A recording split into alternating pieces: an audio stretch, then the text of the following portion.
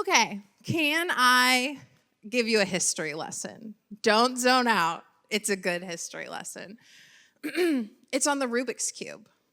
That's random, right? Sure, it is, right? Okay, so it's a 6-sided puzzle cube. I have 2 right here that I ordered at Amazon a day ago. It gets jumbled up, and then you can turn it, and it's parts to the right, to the left, and you can solve each side. It was invented, I'm really giving you a history lesson, in 1974 by Erno Rubik. He was a sculptor and a professor of architecture. It was originally named the Magic Cube, which is ultimately the worst name for anything ever. Like, who's buying the Magic Cube? Nobody, but a Rubik's Cube. That sounds like you're a genius or something, right? It quickly became popular, and since then, since January 2024, 500 million Rubik's Cubes have been sold. This is my favorite fact. For all of the teenagers in the 80s, 200 million of those were sold between 1980 to 1983. That's crazy. What were y'all doing other than Rubik's Cube? Who in this room has owned a Rubik's Cube? Wow, all of you are bought up between 19, no, I'm kidding.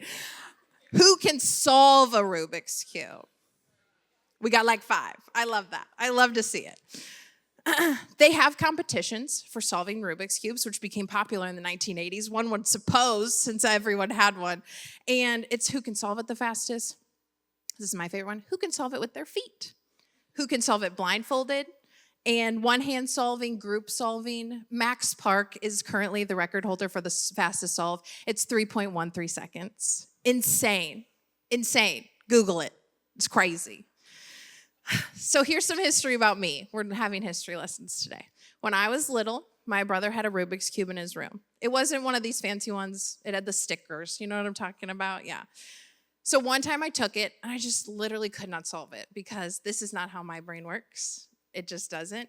And I didn't know what to do, but I got close. I got so close. You know when you're like 3 off and you're like, this is right. You know, I'm onto something. But I thought, I don't know how to fix this. Why don't I just peel the stickers off? I don't think he was very happy with me. But you know what that's called? It's called cheating. That's cheating. And it's trying to take the easy way out and work around the system, right? Isn't that what we do all the time? I would love to be able to pray, say amen in my prayer, because I want a puppy. Boom, a puppy, you know? And I know that's like a cheap example, but isn't that how we feel sometimes? Like, I'm praying. Where is it? Wouldn't we like to take a shortcut and peel a sticker off and have a picture-perfect life? Wouldn't that just be nice? But those stickers don't come off very easily. You just gotta like dig your nail into them. But things take time because God's sovereign. And his timeline is better than me peeling stickers off of a Rubik's Cube or peeling things out of my life to make it better and forcing something to be how I want it to be. On Thursday night at worship practice, I was sitting next to Jude Ellis, and he was playing with a Rubik's Cube. And it was literally like God bonked me on the head and was like, this is how you guys view life sometimes. I'm not going to enter a competition because, as Jude can tell all of you, I wasn't that good. And it was a smaller Rubik's Cube. It was a 4x4, if you're up on the knowledge, anyone who had a Rubik's Cube. So it's just 4x4. This is a 6x6, 3x3. That's illogical. Okay. 2x2.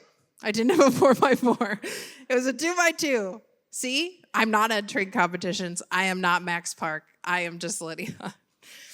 When you're solving a Rubik's Cube, you have to have knowledge of how the twists and the turns go, right? You have to know what to do. There's patterns. There's algorithms, as they call it, as I learned, to get the perfect result. You have to understand and have knowledge of the situation.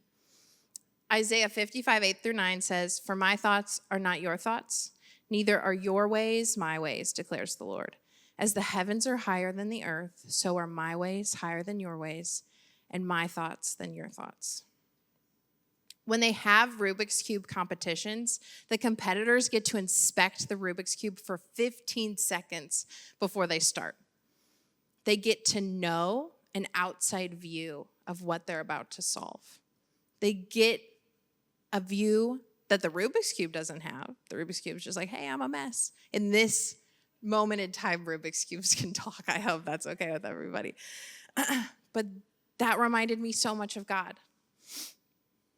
We are the cube. We talk, if you didn't know. And we can only see the mess that's right in front of us. We can only see what's missing. We can only see like, oh, I'm not really right. I don't know how to fix this. But God says, I've already studied it. I already know it. I already know how to solve it. He knows the outcome. His ways are better. And he's going to solve the puzzle probably quicker than Max Park can. But we have to be okay with a few twists and turns. We have to be okay with being twisted and turned and maybe being a little uncomfortable, right? At the beginning of Jesus' ministry, he went to a wedding, okay? John 2:1-5 says, on the third day, there was a wedding at Cana in Galilee, and the mother of Jesus was there. Jesus was also invited to the wedding with his disciples. When the wine ran out, the mother of Jesus said to him, they have no wine.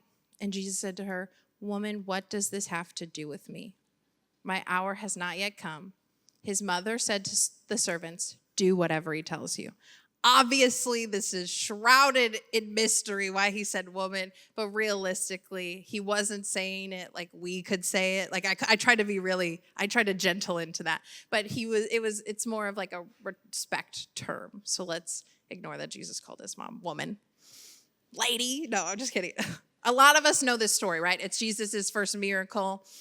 I have gone to 2 weddings this summer, and both weddings talked about this miracle. I was like, okay, I'm listening, Lord. I got you. But I didn't have him because it took me till Thursday to realize what I was talking about. But that's okay. In Jesus' times, weddings lasted multiple days. They were full of celebration. So I can only assume that running out of wine is a little like, what do we do? This is a little embarrassing. Why didn't we plan ahead? You know, it's just like when I think that I have enough Capri Suns, and then those who will not be named drinks 15 in one night, and you're like, what happened? Where did we go wrong? Where did I go wrong? I should have bought 15 packs just for you. They're fighting down there of who it is. I don't think he's here. You know who it is. There we go. That was mystery of who it is. So Mary knew something. She trusted, and she was ready to watch Jesus fulfill his potential. He knew how to solve this puzzle. John 2:6-8. Now there were 6 stone water jars for Jewish rites of purification, each holding 20 or 30 gallons. Jesus said to the servant, fill up the jars with water. And they filled them up to the brim. And he said to them, now draw some out and take it to the master of the feast. So they took it. Jesus told them to do something, and they did it. Each jar held 30 gallons. That's a lot of water, right? Give me 2 gallons of milk, make me shuffle across a grocery store. I'm going to be tired at the end. I don't know what that says about me. Maybe it's a lot, but it's tiring carrying heavy things, right? But going to a well or a cistern or whatever and filling up 6 jars, all holding 30 gallons each, I would be like, why am I doing this? This water is hardly wine, and wine takes process. It takes fermentation time. I would just be like, so this is a waste of my time. I don't really want to be doing this. And it probably didn't take 30 seconds to fill up those jars, right? It probably wasn't just like this quick thing like, okay, let's put it under the sink. No, they're filling it up from a well. They're using buckets. They're using something other than our modern ways. They didn't put it in the bathtub. That would be weird. But do you think they knocked one over after they filled it and was like, dang it? Do you think someone's toe got smashed when they were putting it down and they were like, ah? Do you think someone got a little sweaty from lifting even just an empty jar? They were huge. Because not every moment when God commands us to do something is perfect. It gets messy. We get a little jumbled up sometimes. And it might be hard, and it might make us be like, water isn't wine. Why am I doing this? What is going to come from this? What is the purpose of this, God? And why do I have to do it? But they just trust it. But we want evidence. We want immediate results. We want to move those stickers. We sometimes lack the ability to just let God be God and let God work, right? It's like, what can I do? What do I need to do? How can I fix this? How can I remember Pastor Josh said this thing, it stuck with me so like forever, that Uzziah, he touched the Ark of the Covenant and he died because he was trying to almost like settle God. He was trying to put a hand on it. He was trying to be like, no, I got this. And we can't do that. We don't have that authority and we don't know what's going on. It's like me with a Rubik's Cube. I don't know how to twist and turn this thing to make it right. I can just make it a bigger mess. Sometimes we just lack the ability to let God be God. But God is moving the Rubik's Cube.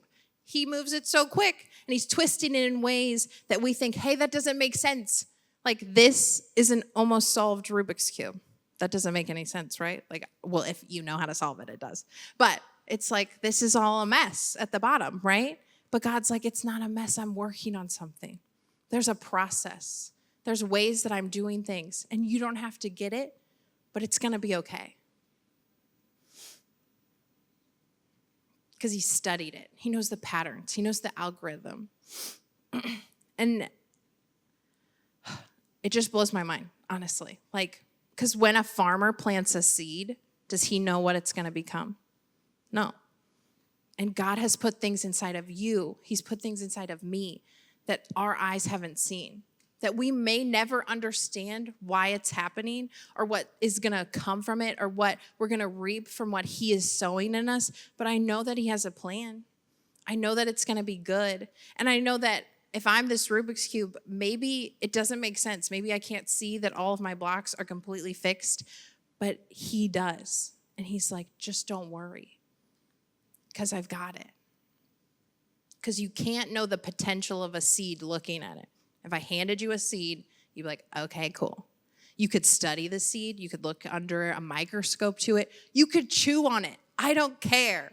But you're not going to know what it's going to become. It's just like me looking at this Rubik's Cube is far different than Jude looking at this Rubik's Cube. He sees potential. I see a problem. I see a big one that I'm not solving. Because God sees our potential. He sees what we can be. He sees how we can grow. And we see what we don't have. We see lack. And he sees a seed he put underground and it's growing. We don't see the roots of a tree. We don't see roots of a flower, but he does. And they dig down deep. And when we're digging down deep and he's providing the nutrients, he's who's watering us, we're going to grow. We're going to bust through that ground and we're going to be different. He sees a Rubik's Cube that's clearly able to solve. And all I see is just a mess. I don't know what to do with this, but I'm going to give it to him because his hands are open every second and he wants it. He wants to solve it for us. We have to abide in him. We have to trust in him that he has good plans for us. John 15:4, remain in me and I will remain in you, just as no branch can bear fruit by itself without remaining in the vine, neither can you bear fruit, producing evidence of faith, unless you remain in me. We can't do it without him. We have to abide. We have to remain with the Lord so he can produce evidence of our fruit. Because faith takes action. And when we hand God the Rubik's Cube in our hand, the problem, the situation, whatever we're going through, it can shake. Our hand can shake. It can be like, I don't want to do this. I don't want to hand you it because I'm scared you're going to mess it up. But surrendering it to him is incredible. We get peace. We don't have to do it on our own. We don't have to carry this weight. We don't have to carry this burden. That's so heavy sometimes. But we get to trust in someone who knows the beginning from the end. who better to hand something to? Who better to be like, I can't do it anymore. Please help me. Please help me grow those roots for you, that you water me, that you sustain me, that you give me the nutrients I need, because I can't be a tree that grows in a desert. I just can't. I have to have water. I have to have a supply. He's our comfort. He directs us, and he already knows how to solve the puzzle. He just knows us so perfectly well. He's like Max Park. He can solve a Rubik's Cube faster than I can blink, and that's pretty cool. He knows the seeds we've planted and that we've forgotten about too. 1 Kings 4, 8 through 10 says, one day Elisha went to Shunem, where a wealthy woman lived, who urged him to eat some food, my type of lady. So whenever he passed that way, he would turn in there to eat food. And she said to her husband, behold now, I know this is a holy man of God who is continually passing our way. Let's make a small room for him on the roof with walls, and put there for him a bed, a table, a chair, and a lamp, so that whenever he comes to us, he can go in there. Elisha was a prophet. He would go to Shunem, and he would go stay with the Shunammite woman, and she made a space for him in her home. That sounds really nice. I would love to have an Airbnb that I could just go to, when I pass through. That sounds nice, right? That sounds nice. 1 Kings 4, 11 through 17. One day he came there, and he turned into the chamber and rested there. And he said to Gehazi, I Googled that, so I hope that it's right. If I'm not, please tell me 3 weeks from now. Call this Shunammite. When he had called her, she stood before him. And he said to him, say to her now, see, you have taken all this trouble for us. What is to be done for you? Would you have a word spoken on your behalf to the king or to the commander of the army? She answered, I dwell among my own people. And he said, then what is to be done for her? Gehazi answered, well, she has no son, and her husband is old. He said, call her. And when he had called her, she stood in the doorway. And he said, at this season, about this time next year, you shall embrace a son. And she said, no, my lord. O man of God, do not lie to your servant. But the woman conceived, and she bore a son about the time the following spring, as Elijah had said to her. I look at this and I see that the Shunammite woman probably wanted a baby. And maybe she just planted that seed and she was like, I have to walk away. Like, I've planted this and I can't do anything about it because it's not happening. And maybe it's been in the ground a long time. Maybe she struggled with it, but didn't want to talk about it anymore. I think her saying, do not lie to me, it gets me. Like, she's like, I don't want any hope when I can't have any. I don't want to hold on to this seed and believe in it when it hasn't done anything for me. When you haven't, like, God, you haven't done anything. What's happening? Have we ever felt that way? Have we planted seeds and we've just been like, oh, it didn't do anything? I felt that way. Like, God, don't let me hope in something that's not going to happen. But why should I doubt what God can do? Why should I doubt what God can do when he can make, he shriveled a fig tree when Jesus did, and it was perfectly fine. He can make things grow. He can make things blossom. He plants seeds in us that maybe we don't know are there, or maybe we've tried to plant seeds and he knows they're there, and we've forgotten about them. We've scattered them. We've thrown them, and we're just like, I don't know, because it's not for us to know. It's for us to just be like, God, it's yours. I can't hold on to this anymore. It's not for me to hold on to anymore. I want to believe, but it's hard, right? When we're going through journeys, trusting is hard sometimes. I'm never going to not say that it isn't, because it is. When you walk through the desert, you get tired, you get weary, you get thirsty. When you're waiting for a plant to grow, Emily's a plant mom now, and she got given a basil plant. But it's like, I want to watch that thing grow. But it literally, I went outside yesterday, it just fell over. It was just on the ground. But plants are needy. And God's taking care of them, though. When we plant a seed, God's got it. God's like, just don't worry. I'm holding on to it. I'm putting that basil plant right back up. You thought it knocked over. You thought it was dead. But no, you can always bring a plant back to life. I think that's true. I'm going to say it's true. Why should I assume he sees any situation I see like I do? Why should I assume that he looks at this Rubik's Cube and is like, I can't really do anything? Hey, Jude, do you want to come solve this really fast?